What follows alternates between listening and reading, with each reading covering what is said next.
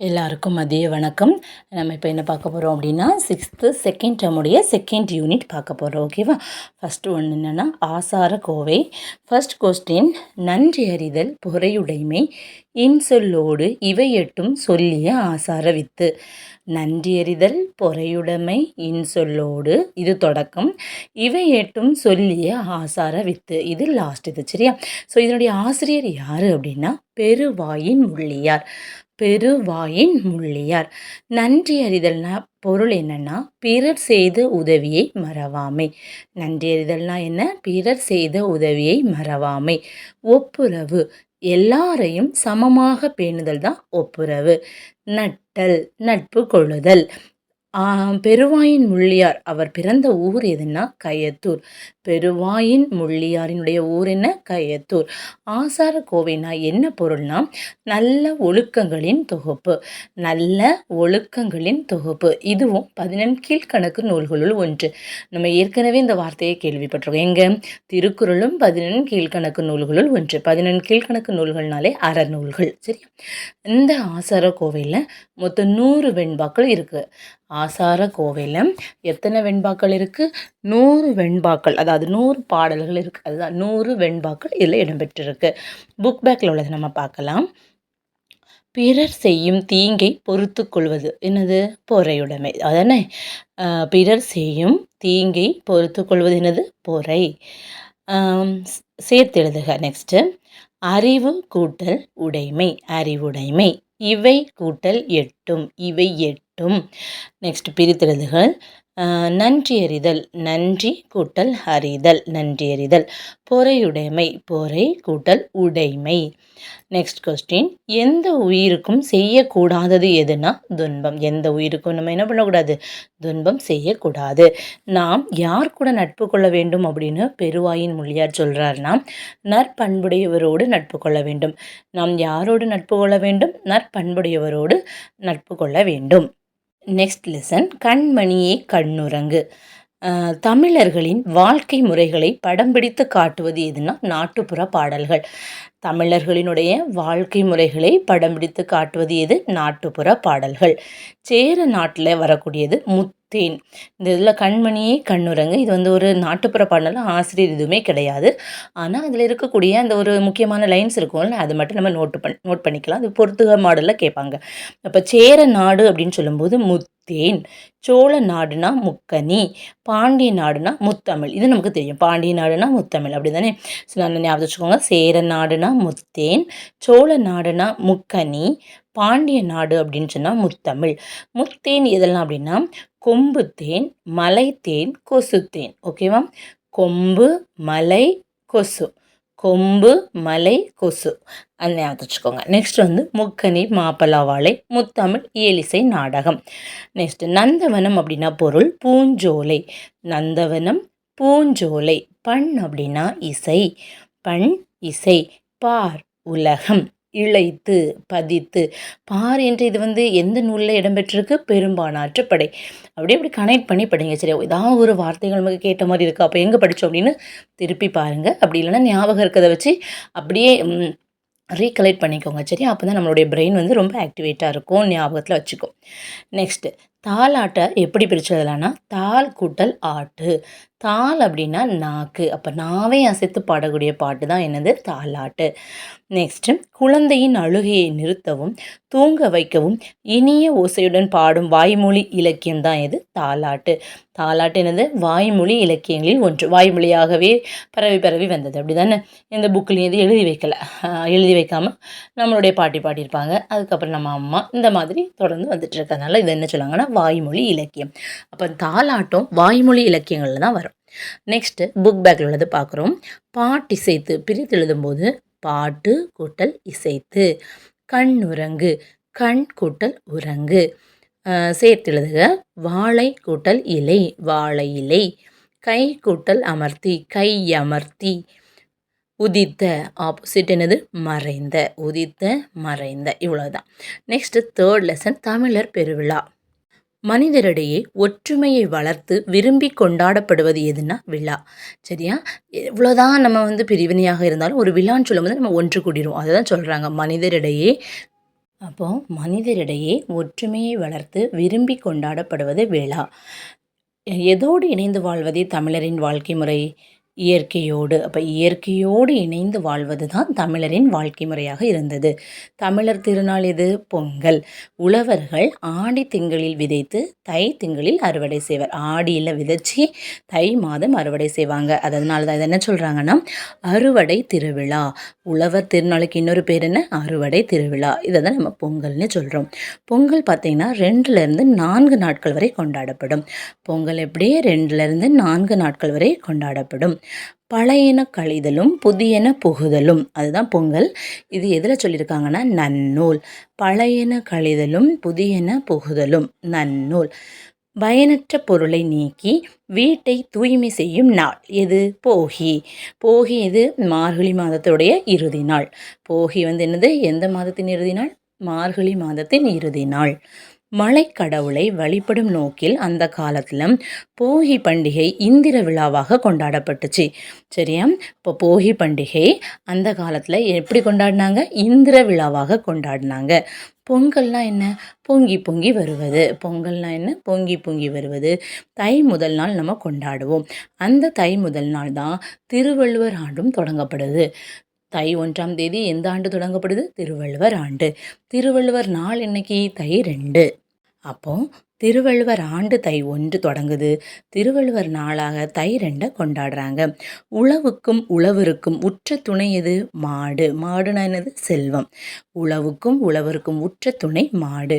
பொங்கலுக்கு அடுத்த நாள் என்னது? மாட்டுப்பொங்கல். திருவள்ளுவர் பிறந்த ஆண்டு என்னன்னா கிமு 31. ஸோ இது கேட்க மாட்டாங்க, திருவள்ளுவர் ஆண்டுன்னு கேட்பாங்க. திருவள்ளுவர் ஆண்டு என்ன பண்ணணும்னா எந்த ஆண்டு அங்கே ஒரு ஆண்டு கொடுத்துட்டு இதை திருவள்ளுவர் ஆண்டாக மாற்றுகன்னு சொல்லுவாங்க. மாற்றுனா என்ன பண்ணணும்? இப்போ நமக்கு 2024 கொடுத்துருக்காங்கன்னு வச்சுக்கோங்களேன். அது கூட 31 ஆட் பண்ணணும். அவ்வளோதான். சரியா?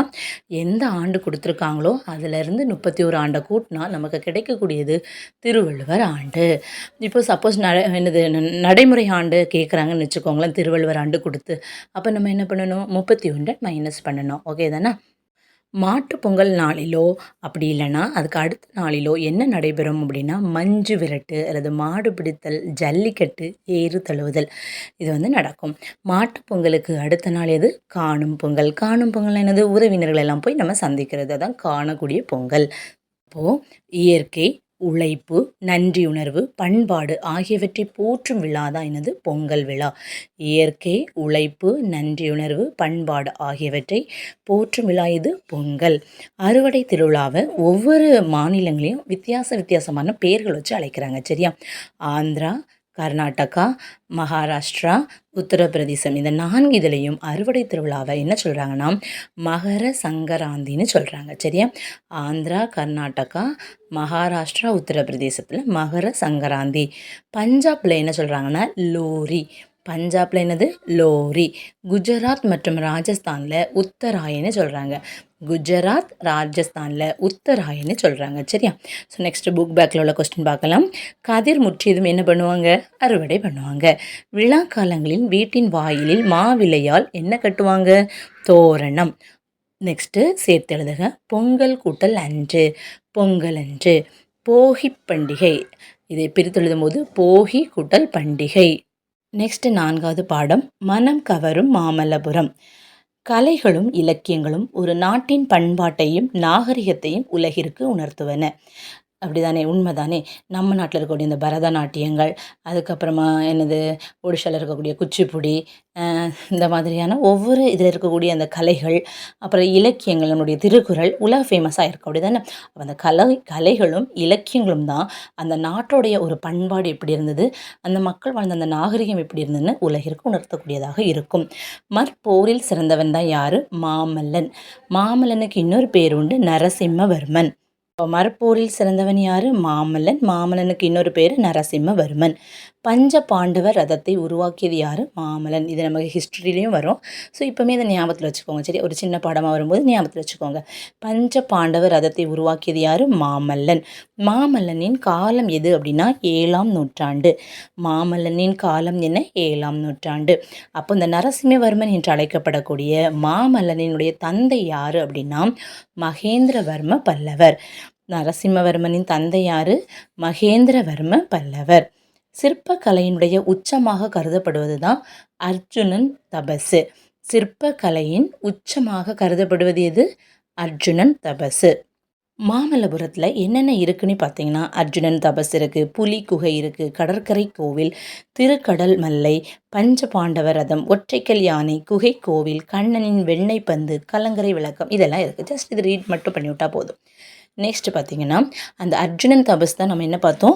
சிற்பக்கலையினுடைய உச்சம்னு பார்த்தோம், அப்படி தானே? அதில் 2 பாறைகள் இருக்குது. அந்த 2 பாறைகளிலுமே பார்த்திங்கன்னா 150க்கும் மேலான புடைப்பு சிற்பங்கள் காணப்படுகிறது. 2 பாறைகளிலும் 150க்கும் மேலான புடைப்பு சிற்பங்கள் காணப்படுது. அந்த அர்ஜுனன் தபஸுடைய சிறப்பு பெயர் தான் என்னென்னா பாகீரதன் தவம்னு சொல்லுவாங்க. பகீரதன் தவம். அர்ஜுனன் தபஸினுடைய சிறப்பு பெயர் என்ன? பகீரதன் தவம்னு சொல்லுவாங்க. தமிழகத்தினுடைய மிகப்பெரிய சிற்ப கலைக்கூடம் எதுனா மாமல்லபுரம்.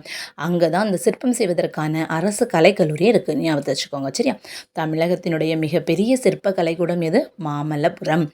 4 வகையான சிற்பக்கலை வடிவமைப்புகள் இருக்குது. 4 வகையான சிற்பக்கலை வடிவமைப்பு இருக்குது. குடைவரை கோயில்கள், குகைகளெல்லாம் குடைஞ்சி வரையக்கூடிய கோயில் தான் குடைவரை கோயில்கள், சரியா? நெக்ஸ்ட்டு கட்டுமான கோயில்கள், நம்ம செங்கலாலேயோ இது சுதையினாலேயோ கட்டப்படக்கூடிய கட்டுமான கோயில். ஒற்றைக்கல் கோயில்னால் ஒரே ஒரு கல் இருக்கும், அந்த கல்லையே சிற்பமாக செதுக்குவாங்க. நெக்ஸ்ட்டு புடைப்பு சிற்பங்கள், அந்த கல்லுக்கு மேலே புடைஞ்சி இருந்த மாதிரி இருக்கும் இல்லையா, அது புடைப்பு சிற்பங்கள். இப்படி இந்த 4 வகையான சிற்பக்கலை வடிவமைப்புகளும் காணப்படக்கூடிய ஒரே இடம் எதுனா மாமல்லபுரம் தான். அப்போது 4 வகை சிற்பக்கலை வடிவமைப்பான குடைவரை கோயில், கட்டுமான கோயில், ஒற்றைக்கல் கோயில், புடைப்பு சிற்பங்கள் அனைத்தும் காணப்படும் ஒரே இடம் எது? மாமல்லபுரம். நெக்ஸ்ட்டு மயங்கொலிகள், அதாவது இலக்கணம் பார்க்க போகிறோம். உச்சரிப்பில் சிறிதளவு மட்டுமே வேறுபாடு உள்ள ஒலிகளை மயங்கொலிகள்னு சொல்கிறோம். எப்படி? ரா, ரா, இந்த 2மே பார்த்திங்கன்னா ஒரே மாதிரி சொன்ன மாதிரி இருக்குது, ஆனால் கொஞ்சம் வித்தியாசம் உண்டு, அதுதான் சொல்லியிருக்கிறாங்க. உச்சரிப்பில் சிறிதளவு மட்டுமே வேறுபாடு உள்ள ஒலிகளை மயங்கொலிகள் அப்படின்னு சொல்கிறாங்க. மயங்கொலி எழுத்துக்கள் மொத்தம் எத்தனை இருக்குன்னா 8 எழுத்துக்கள் இருக்குது. ந, ந, ந, ல, ள, ழ, ர, ர அப்படின்னு மொத்தம் 8 எழுத்துக்கள் இருக்குது. அப்போ மயங்கொலி எழுத்துக்கள் மொத்தம் எத்தனை இருக்குது? 8 இருக்குது. நம்மளுடைய நாக்கோடைய நுனி மேல்வாய் அன்னத்துடைய நடுப்பகுதியை தொடுவதனால் உருவாகிறது தான் ண, சரியா? நகரம்னு சொல்லுவாங்க. நாவினுடைய நுனி மேல்வாய் அன்னத்தினுடைய நடுப்பகுதியை தொட்டுச்சுன்னா அது ண, மேல்வாய் அன்னத்தின் முன்பகுதியை தொட்டுச்சுன்னா நகரம் கிடைக்கும். நாவின் நுனி மேல்வாய் பல்லின் அடிப்பகுதியை தொட்டுச்சுன்னா நகரம் கிடைக்கும், சரியா?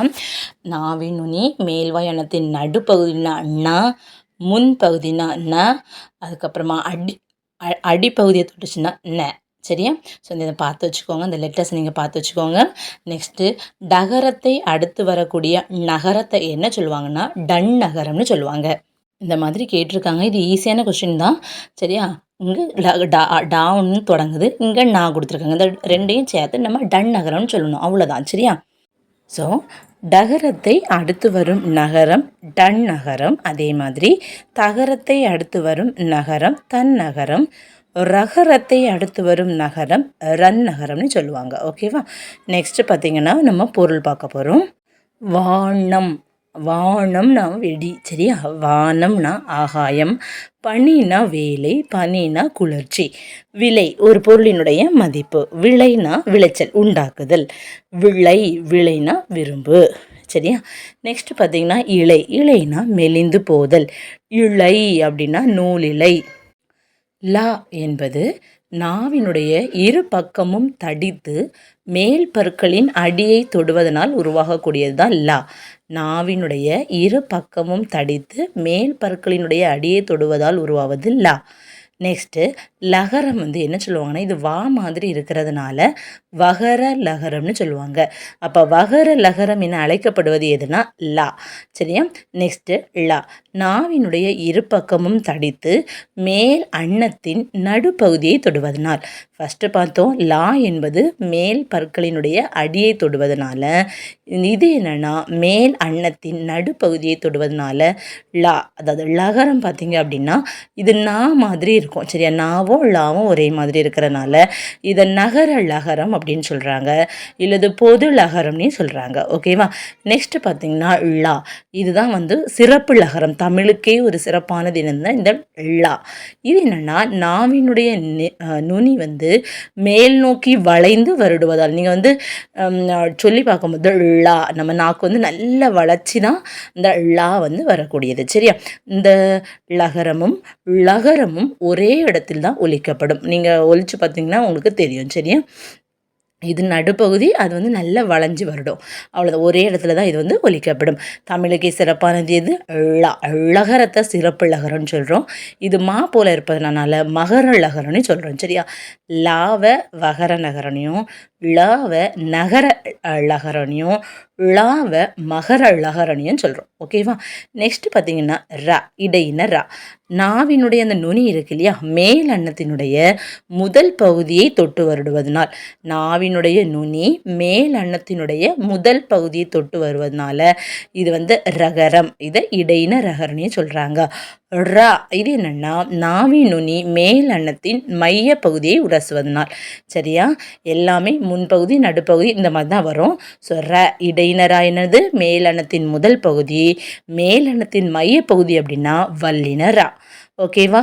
நெக்ஸ்ட்டு பார்த்தீங்கன்னா கூரை. கூரைனா என்னது? இடையினரா போட்டிருந்தாங்கன்னா அது வீட்டின் கூரை. கூரை அப்படின்னா அது புடவை. நெக்ஸ்ட்டு புக் பேக்கில் உள்ளது சிரம் அப்படின்னா தலை.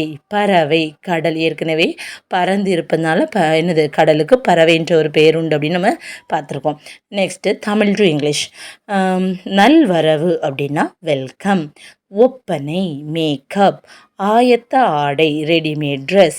சிற்பங்கள் ஸ்கல்ப்சர். சில்லுகள் சிப்ஸ். சிற்றுண்டி டிஃபின். ஓகே தானே. ஸோ இதோட 5th லெசன் முடிஞ்சிருக்கு. நெக்ஸ்ட் நம்ம 6th திருக்குறள் பார்க்க போகிறோம். ஃபஸ்ட் பார்த்திங்கன்னா விருந்தோம்பல். விருந்து புறத்த தானுண்டல் சாவா மருந்தெனினும் வேண்டற் பாட்டன்று. அதாவது அமிழ்தமே ஆனாலும் நம்ம விருந்தினர் இருக்கும்போது நம்ம மட்டும் உண்பது விரும்பத்தக்கது அன்று. அதை தான் சொல்ல வராங்க. இது எந்த தலைப்புக்கு கீழே இருக்குன்னா விருந்தோம்பல். விருந்து புறத்த தானுண்டல். விருந்தினர் இருக்கிறதுக்கு தானுன்றது அது சாவா மருந்தெனினும் அமிழ்தமே ஆயினாலும் நமக்கு வேண்டான்னு திருவள்ளுவர் சொல்கிறாரு. 2வது மோப்ப குழையும் அனிச்சம் முகம் திரிந்து நோக்க குழையும் விருந்து. அதாவது அனிச்சமலர் பார்த்தீங்க அப்படின்னா நம்ம மோந்து பார்த்தாலே நுகர்ந்தாலே அது என்னது? வாடிடும். அதே மாதிரி நம்ம வீட்டுக்கு யாராவது விருந்தினர்கள் வந்திருக்காங்கன்னு வச்சுக்கோங்களேன், நம்ம முகம் கொஞ்சம் நம்ம எவ்வளோதான் சாப்பிட்றீங்களா அப்படின்னு கேட்டால் கூட அந்த முகம் ரொம்ப இன்முகமாக இருந்தால் தான் அவங்க விரும்பி சாப்பிடுவாங்க, விரும்பி நம்ம வீட்டுக்கு வருவாங்க. கொஞ்சம் மாறினா கூட விருந்தினர்களை உள்ளமும் வாடிடும், நம்ம வீட்டுக்கு அடுத்த டைம் வரவும் மாட்டாங்க. அதை தான் இந்த விருந்தோம்பல் அதிகாரத்தில் திருவள்ளுவர் சொல்கிறாரு.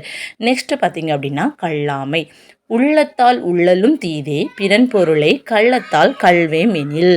அதாவது அடுத்தவர் பொருளை களவாடலாம், திருடலாம் அப்படின்னு நீங்கள் மனசில் நினைச்சாலே அது தீமையானது தான் அப்படின்னு திருவள்ளுவர் சொல்கிறாரு. நீ உள்ளத்தால் உள்ளலும் தீதே, மனசால் நீங்கள் நினைச்சாலும் அது என்னது? தீது தான். பிறன் பொருளை கள்ளத்தால் கல்வே மெனில். பிறனுடைய பொருட்களை நம்ம திருடணும்னு நினைச்சாலே அது தீமை தான். நெக்ஸ்ட்டு களவினால் ஆகிய ஆக்கம் அளவிறந்து ஆவது போல கெடும். அதாவது களவு மூலமாக நம்ம திருடி நிறைய செல்வத்தை சேர்க்குறோம், அது நிறைய இருந்த மாதிரி தெரிஞ்சால் கூட என்ன நடக்கும்? முடிவில் அது ஒன்றுமே இல்லாமல் அழிஞ்சிரும். அதான் களவினால் ஆகிய ஆக்கம். செல்வம் அளவிறந்து நிறைய இருந்தது போல தெரியும், ஆவது போல இருக்கிறது போல தெரிஞ்சு லாஸ்ட் என்ன ஆகும்? கெடும் அப்படின்னு சொல்லியிருக்கிறாங்க. கல்லாமே நமக்கு புக்கில் அந்த 25 அதிகாரங்கள் இருக்குல்ல சிலபஸில், அது கொடுக்க கிடையாது. ஆனால் நமக்கு யூனிட் 8ன்னு ஒன்று வரும் பார்த்தீங்களா, அப்போ இதெல்லாம் கேட்கறதுக்கு சான்ஸ் இருக்குது. ஸோ நம்ம இந்த புக்கில் இருக்கக்கூடிய இந்த திருக்குறள் கொடுத்துருப்பாங்க இல்லையா, அதை மட்டும் நம்ம பார்த்துக்கலாம். ஓகேவா. நெக்ஸ்ட் பார்த்தீங்கன்னா ஊக்கமுடைமை. உள்ளம் உடைமை பொருளுடைமை நில்லாது நீங்கிவிடும். உள்ளம் உடைமை பொருளுடைமை நில்லாது நீங்கிவிடும். என்ன சொல்கிறாங்க? ஊக்கம்தான் நிலையான செல்வம், மற்றவையெல்லாம் என்ன ஆகும்? நிலைத்து நிற்காமல் அழிந்துவிடும். அப்போ நிலையான செல்வம் எது? ஊக்கம். நெக்ஸ்ட்டு ஆக்கம் அதர்வினாய் செல்லும் அசைவில்லா ஊக்கம் உடையான் உலை. ஆக்கம் அதர்வினாய் செல்லும் அசைவில்லா ஊக்கம் உடையான் உலை. அதாவது தொடர்ந்து என்னது ஒருக்கா தோல்வி அடைஞ்சாலும் திரும்பவும் செயல்படுவாங்க இல்லையா? ஒரு பிஸ்னஸ் தொடங்குறாங்க, அதில் தோல்வி, திரும்பவும் என்னது அவங்க ட்ரை பண்ணிகிட்டே இருப்பாங்க. அது அப்படிப்பட்ட அந்த தளராத ஊக்கம் உடையவனிடம் ஆக்கமானது அந்த செல்வம் என்ன பண்ணும்? தானே அவனுக்கு வீடு எங்கேப்பா இருக்குது, இவ்வளோ தூரம் தோத்தவன் திரும்ப திரும்ப ட்ரை பண்ணிகிட்டே இருக்கானே அப்படின்னு சொல்லிட்டு அந்த செல்வம் அவங்க வீட்டுக்கு தேடி போயிடும். அதுதான் ஆக்கம் அதர்வினாய் செல்லும் அசைவில்லா ஊக்கம் உடையான் உலை. நெக்ஸ்ட் பார்த்தீங்க அப்படின்னா வெள்ளத்து அணைய மலர் நீட்டம் மாந்தர்த்தம் உள்ளத்து அணையது உயர்வு. தண்ணீருடைய அந்த உயரத்துக்கு ஏற்பதான், அந்த குளத்தில் பார்த்தீங்க அப்படின்னா அங்கே இருக்கக்கூடிய நீருடைய உயரத்துக்கு ஏற்பதான் அந்த தாமரையோ அல்லியோ பூத்து இருக்கும் இல்லையா?